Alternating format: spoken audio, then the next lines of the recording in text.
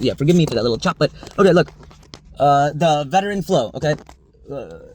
People who, for many reasons, and I know veterans, I cannot wait to do documentaries and to interview my veteran friends, okay? Like maybe I'll get one opportunity to do it during my, before I go south again. So basically, you know, people sometimes, you know, like I myself, when I one time was angry at my friends, brothers who are veterans. I didn't understand because I didn't sleep for a few days. I remember when I saw their page with the weapons, and I just thought, who are these people? Why are they doing this? Why are they so, like, why are they doing this? Like, what happened, you know? And then, you know, and I mean, it was obviously very out of place. And if I'm glad that they're, you know, I was like best friends with their brother, because otherwise they probably would have killed me, or not killed me, they probably would have beat me up.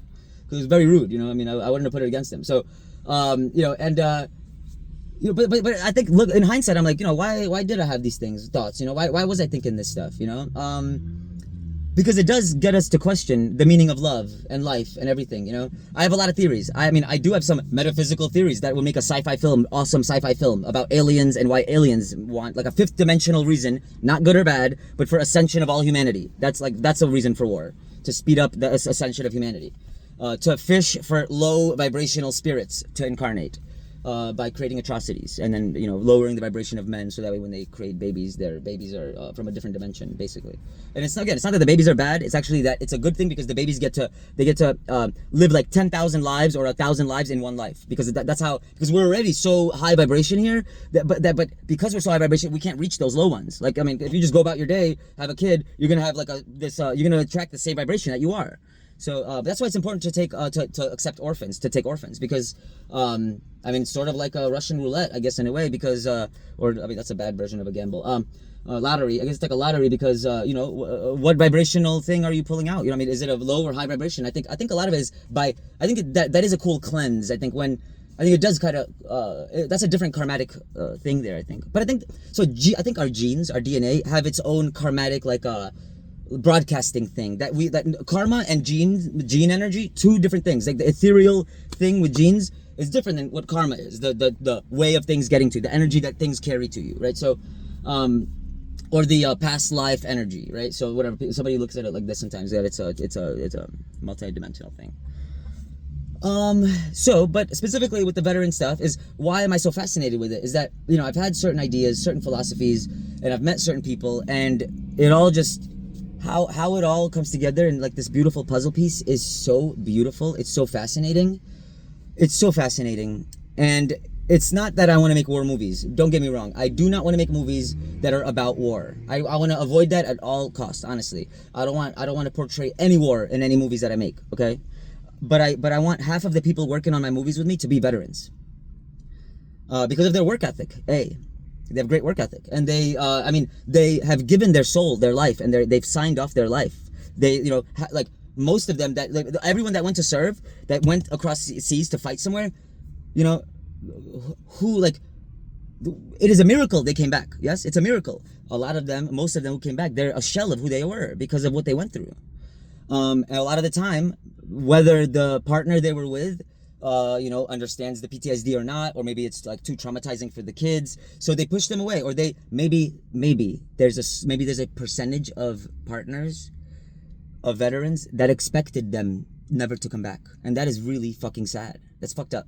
Okay, so maybe that's who I'm looking for. I'm looking for these unwanted people, these abandoned people. I'm looking for them. So because we have a cool mission, we have a new mission. We're gonna be building festival grounds. We're gonna be building some like maybe like earthship, like little house kind of things, like for housing, little temporary housings, and a stage, like a communal giant kitchen area. I mean, the last veteran that I met, who actually, he never served in a war, and fascinating individual, but he did a lot of training, and right before 9/11 is when his service ended, so he was you know, he was ready, but you know, it just played out this way. So he is very interested in meeting other veterans that did serve, that went across seas. Sorry, you know, I'm saying the word serve. I know I'm kind of skewing it a little bit, and when I say, you know, whether they went to war or not. But the thing is, I'm so interested in not even what people learned about serving or going to war or what it means, but about brotherhood, about love, and about the reason of the meaning of life, the will to live, because you know, there's people with such darkness in them that you know, that especially like the youth, there's a lot of modern youth that are so depressed.